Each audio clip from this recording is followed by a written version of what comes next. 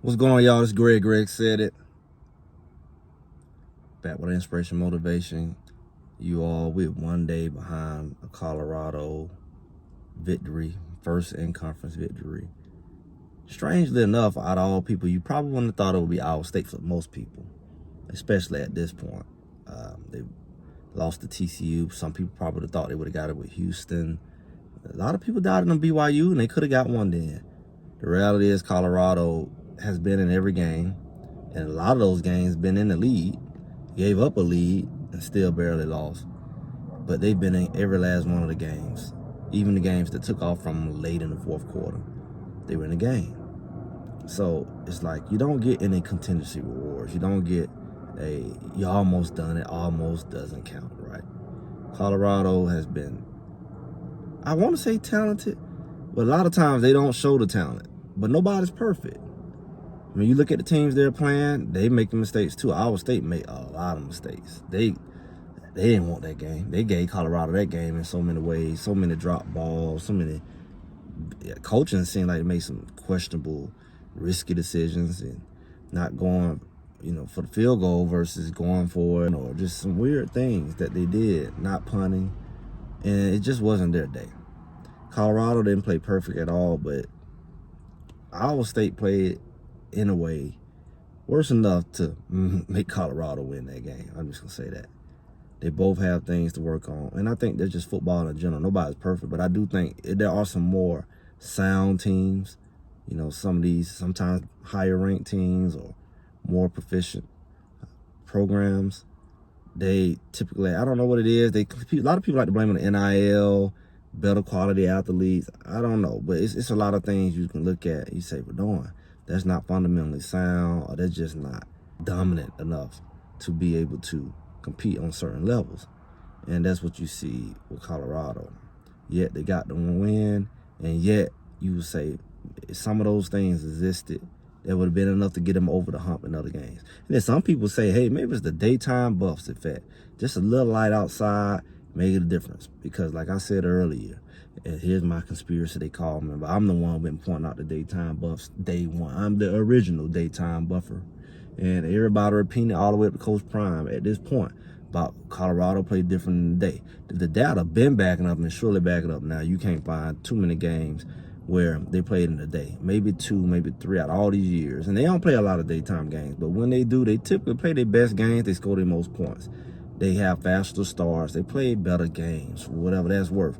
But these later they play, the more creepy the games get. Especially when you add that to a weekday game. Like a Friday night, 8 o'clock game, Thursday night. The weirdest things happen. The weirdest games happen. And they don't play quite the same. They're out of character. They're out of sync. And you see that all the time. And they love to get Colorado late night games. They get all the way up to be announced. And boom, they give a night game. I'm looking for a night game to pop up next go around when they play Utah. It's not in their best favor. The last 2 games they played Utah's in the day, so I'm surely expecting a night game. I mean, both of the time they were early too. I don't know how. It's like you finally over there, y'all both over there, and y'all play them early games. So I'm just expecting them to throw another night game. But it's just going to be obvious because people like me will keep pointing it out. But outside of that, it could be a lot of variables, a lot of factors. A lot of people looking at the coaching, the calls. And in a sense, they've gotten better. They've shown signs of improvement in some of the play quality. They still kind of moving people around. Some due to injury, some due to they just ain't quite found it, especially at the cornerback position. They're trying to figure it out. And the combination of injuries with it, the depth is kind of lean. But it's some good things you're seeing. You saw Cam Michael get out on the field yesterday. Freshman last year, was injured fairly quickly. Talented. They got him involved, put him in running back, kind of like use him almost like they would use Dre Lyons since he didn't play for whatever reason. And you saw him do a lot of that wildcat and out the backfield. And he's another talented guy. They're both similar skills, but just a little different. A little different in speed and just big playability and size. So Colorado has a lot of positive things. And I was looking at, Juju sitting over there, but man, the future's in his hands. It's ahead of him. He can have a lot of them boys to come back in the receiving room and running back room and some on the line. And he could rally the troop and say, hey, let's come on back, don't jump in the portal, and start on him. And they can have a pretty good head start. I like those 2 freshmen coming off, McPherson and Merritt coming off the ends. And they can fill in some gaps and get some good recruiting going. Over the next couple of years, Colorado can do something. All with hopes that Coach Prime able to hang in there, his health stays strong and all that. But they actually have something to build on. The young players are showing good signs. And the guys who can come back need to come back. McKenna need to come on back, like I said earlier. Mario need to come on back because they're just not having it. They're just not quite ready. And they're not going to get the maximum for their buck. They don't see what happened with Shador and others. You can come on back. And be more dominant. And Colorado will benefit from that.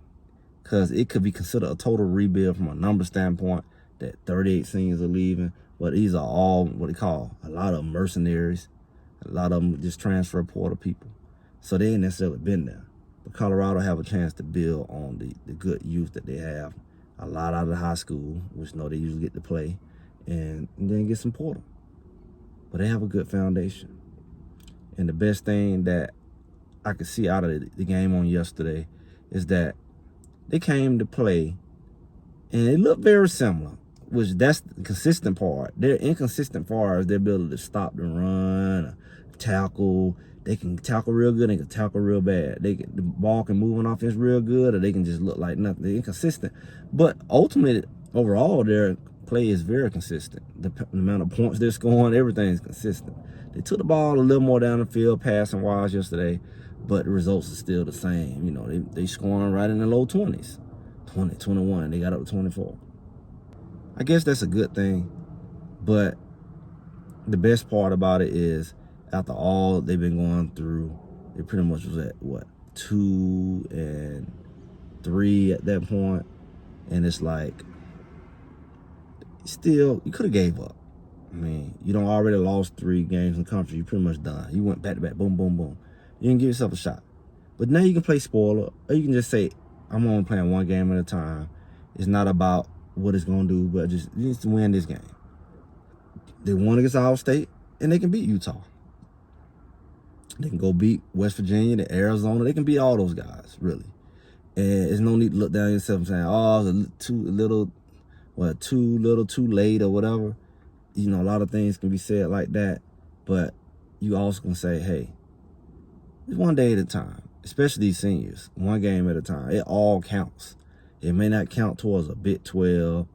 It may not count towards playoff bid, but if that was really your concern, you would have buckled down quicker. So you can't go back and undo that. You don't did it now. But what you can do is you can go out here and you can take it 1 game at a time.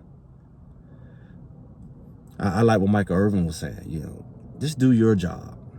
One of the reasons they were losing so much, they weren't doing their job. The other man doing somebody else's job or not doing his job, leaving his man out the team out to dry, high and dry, because you're not doing what you're supposed to do, and you're not doing it. It leaves a gap in that defense. It leaves a man unblocked on offense.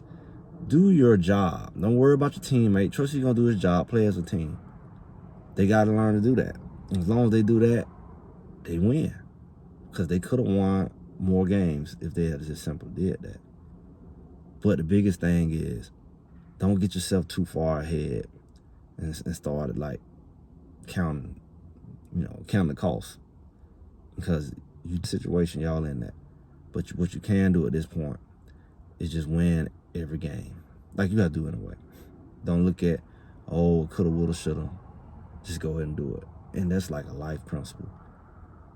These guys understand it. I mean, the mentors that they have, the coaches they have, they come through there. They say football is like life. It's a game of life. Your attitude, your discipline, your perspective, the ups and downs, and how you overcome is a lot like life, because that's exactly how life is. Life is not a game, but in a sense it is. Some people see life as a game, but the consequences are real. And the consequences are real in football. Your body is physically and literally on the line. You go out there and you don't know what can happen. And that's how it is in a lot of ways in life. You don't fully predict to what extreme things can go. You don't fully predict on how bad, and you typically don't see how good it can be. Sometimes you make decisions based off how good it can be, and not consider how bad. So it depends on your mindset and the situation, really. But football can teach you, whether you plan or not. The players can be learning because they're firsthand in it. But us watching, I always say, it's bigger than football. We all learn from the principles, or make sure that we apply the principles to our everyday life, because the discipline and the focus through adversity is required by everybody. You have one bad day, one bad week, one bad month, one bad year. Do you fold up and say it's over? Or do you do like Colorado, where it just looked like it's over? You do it, what did you plan for? Do you kind of build that momentum back up? And who knows what it can turn into?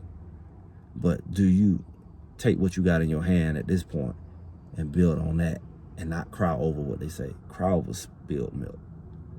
Because again, what does that do? Because you still in it. You can't quit. The season's still going. And in life, you still living.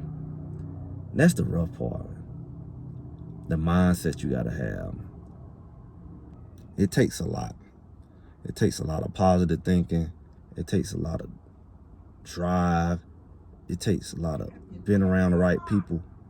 It takes a lot. But at the end of the day, you got to figure it out. Colorado got to figure it out. I got to figure it out. We all got to figure it out. But it is what it is. I'm just Greg. Greg said it. Make sure y'all like, share, subscribe, comment. I'll talk to y'all soon.